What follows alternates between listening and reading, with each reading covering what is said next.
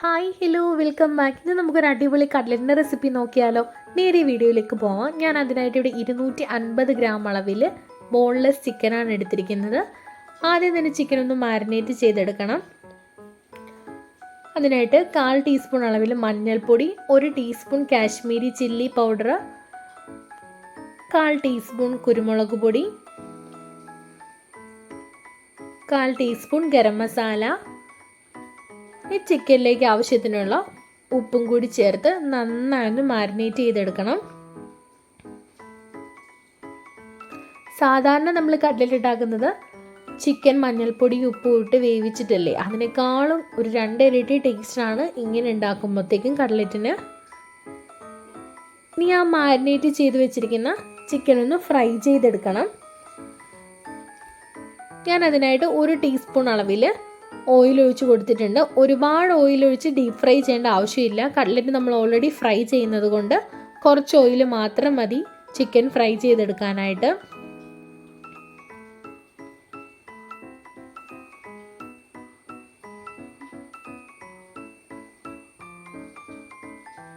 ഇനി ഇതൊന്ന് മൂടി വെച്ച് കൊടുക്കുന്നുണ്ട്. ഇപ്പോൾ ഇതാ ചിക്കനിൽ നിന്ന് വെള്ളം ഇറങ്ങി വന്നിട്ടുണ്ട്. ഇനി ഈ വെള്ളത്തിലും നമ്മൾ ഒഴിച്ച ഓയിലും ചിക്കൻ നല്ലതുപോലെ കിടന്ന് വെന്ത് ഫ്രൈ ആയി വന്നോളൂ. ഇങ്ങനെ ഫ്രൈ ചെയ്തിട്ട് നമ്മൾ കട്ട്ലറ്റ് ഉണ്ടാക്കുമ്പോഴത്തേക്കും ആ കട്ട്ലറ്റിൻ്റെ കഴിച്ചുകൊണ്ടിരിക്കുന്നതിൻ്റെ ഇടയ്ക്ക് ആ ഓരോ പീസുകളൊക്കെ കിട്ടുമ്പോൾ നല്ല ടേസ്റ്റാണ്. ഇനി ഇത് തണുക്കാനായിട്ട് ഒരു പാത്രത്തിലേക്ക് മാറ്റി വെക്കാം.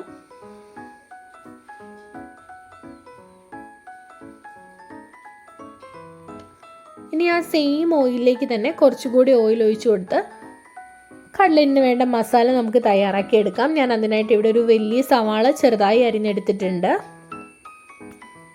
ഇനി ഇതിലേക്ക് എരിവിന് ആവശ്യത്തിനുള്ള പച്ചമുളകാണ് ചേർത്ത് കൊടുക്കുന്നത്. ഓരോരുത്തരുടെ എരിവിന് ആവശ്യത്തിനുള്ള അളവിൽ പച്ചമുളക് ചേർത്ത് കൊടുക്കാം. ഇനി വേണ്ടത് ചെറിയൊരു കഷ്ണം ഇഞ്ചിയാണ്, അതും ചെറുതായി അരിഞ്ഞെടുത്തിട്ടുണ്ട്. ഇനി ഒരു 4-5 വെളുത്തുള്ളിയും ചെറുതായിട്ട് കട്ട് ചെയ്തെടുത്തിട്ടുണ്ട്. ഇനി കുറച്ച് കറിവേപ്പിലയും ഉപ്പും കൂടി ചേർത്ത് ഇതെല്ലാം കൂടി നല്ലതുപോലെ ഒന്ന് വഴറ്റിയെടുക്കണം.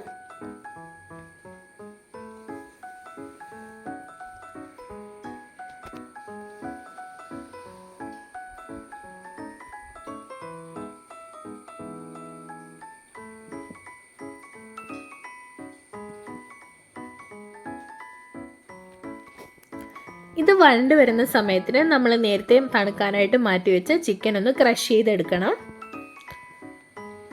അതുപോലെ തന്നെ കട്ട്ലറ്റിലേക്ക് 2 കിഴങ്ങ് കൂടി വേണം. ഞാനിവിടെ ചെറിയ കിഴങ്ങാണ് എടുത്തിരിക്കുന്നത്, അതുകൊണ്ടാണ് 2 എണ്ണം എടുത്തിരിക്കുന്നത്. അല്ലെങ്കിൽ 1 എണ്ണം മതിയാവും. ഈ സമയം ഉള്ളി എല്ലാം നല്ലതുപോലെ വഴണ്ട് വന്നിട്ടുണ്ട്. ഇനി ഇതിലേക്ക് ഒരു 1/4 ടീസ്പൂൺ മഞ്ഞൾപ്പൊടി, 1 teaspoon Kashmiri chilli, 1/4 teaspoon garam masala, 1/4 teaspoon കുരുമുളക് പൊടി, ഇതെല്ലാം കൂടി ഇട്ട് നല്ലതുപോലെ ഒന്ന് പൊടികളുടെ ഈ പച്ചമണം എല്ലാം മാറുന്നത് വരെ നല്ലതുപോലെ ഒന്ന് ലോ ഫ്ലെയിമിലിട്ട് വഴറ്റി കൊടുക്കണം.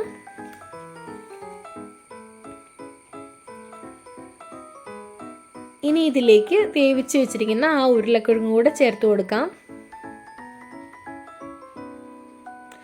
ഈ മസാലയുടെ എല്ലാ ഭാഗത്തും ഈ ഉരുളക്കിഴങ്ങ് എത്തുന്നത് പോലെ നല്ലതുപോലെ യോജിപ്പിച്ചെടുക്കണം.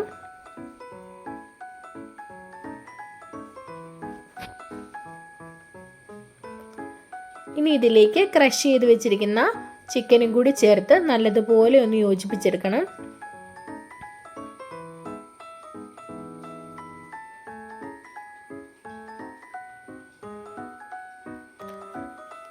ഇനി ഇത് ഓരോ കട്ട്ലറ്റിൻ്റെ ഷേപ്പിലും ഷേപ്പ് ചെയ്തെടുക്കണം. ഞാനിവിടെ റൗണ്ട് ഷേപ്പിലാണ് കട്ട്ലറ്റ് ഉണ്ടാക്കി വെച്ചിരിക്കുന്നത്. നമുക്കിഷ്ടമുള്ള ഷേപ്പിൽ ഇത് ഷേപ്പ് ചെയ്തെടുക്കാം. കട്ട്ലറ്റ് ഷേപ്പറൊന്നും വേണമെന്നില്ല കട്ട്ലറ്റ് ഉണ്ടാക്കാനായിട്ട്. ഇതുപോലെ നമ്മുടെ വീട്ടിലുള്ള ഏതെങ്കിലും ഒരു പാത്രത്തിൻ്റെ അടപ്പാണെങ്കിലും മതി.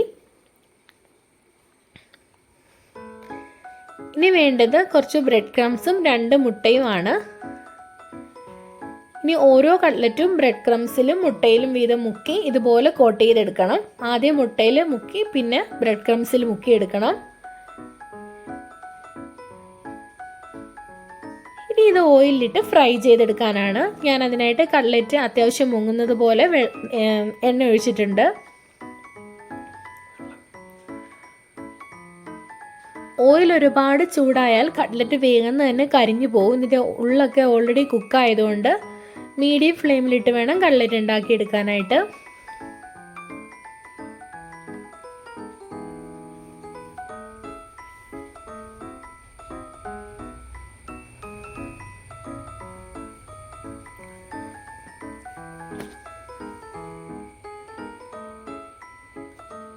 നമ്മുടെ ചാനൽ ആരെങ്കിലും സബ്സ്ക്രൈബ് ചെയ്യാതെ കാണുന്നവരൊക്കെ ഉണ്ടെങ്കിൽ സബ്സ്ക്രൈബ് ചെയ്ത് സപ്പോർട്ട് ചെയ്തേക്കണേ.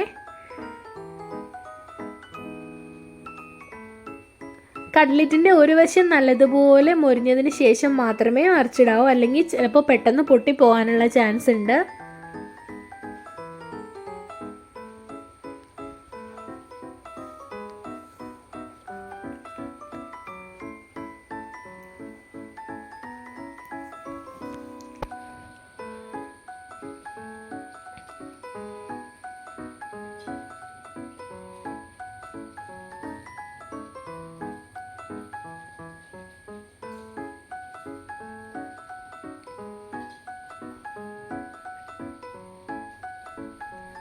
അപ്പം ഇതിൻ്റെ ഒരു വശം നല്ലതുപോലെ മൂത്ത് വന്നിട്ടുണ്ട്. ഇനി ഇത് ഓരോന്നായിട്ട് തിരിച്ചിട്ട് കൊടുക്കണം.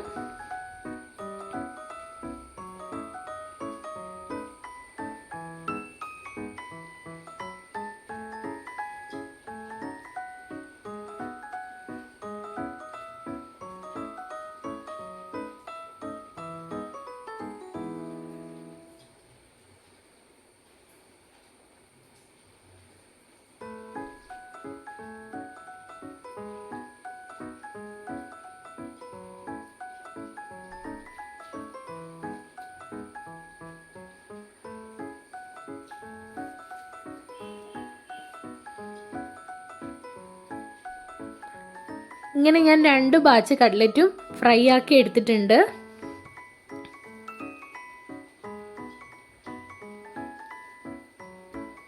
കുറച്ച് ചിക്കൻ ഉണ്ടെങ്കിൽ നമുക്ക് നല്ല ടേസ്റ്റി ആയിട്ടുള്ള കട്ട്ലറ്റ് വീട്ടിൽ തന്നെ തയ്യാറാക്കി എടുക്കാൻ പറ്റുന്നതാണ്.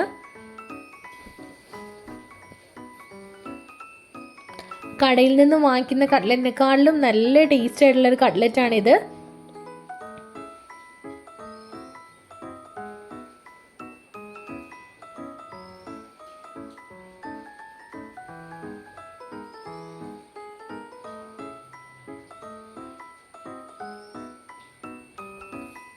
വൈകുന്നേര സമയത്തൊക്കെ നമുക്ക് വീട്ടിലെല്ലാവരോടും ഒത്ത് കഴിക്കാനായിട്ട് ചായയുടെ കൂടെയൊക്കെ നല്ലൊരു കോമ്പിനേഷനായുള്ളൊരു കട്ട്ലറ്റ് റെസിപ്പിയാണിത്. ഇതെല്ലാവരും ഒന്ന് ട്രൈ ചെയ്ത് നോക്കണം. ട്രൈ ചെയ്ത് നോക്കിയിട്ട് നിങ്ങളുടെ കമൻസൊക്കെ കമൻറ്റിലൂടെ അറിയിക്കണം. ഇനി പുതിയൊരു വീഡിയോ ആയിട്ട് വരുന്നതും വരെ ബൈ. Thanks for watching.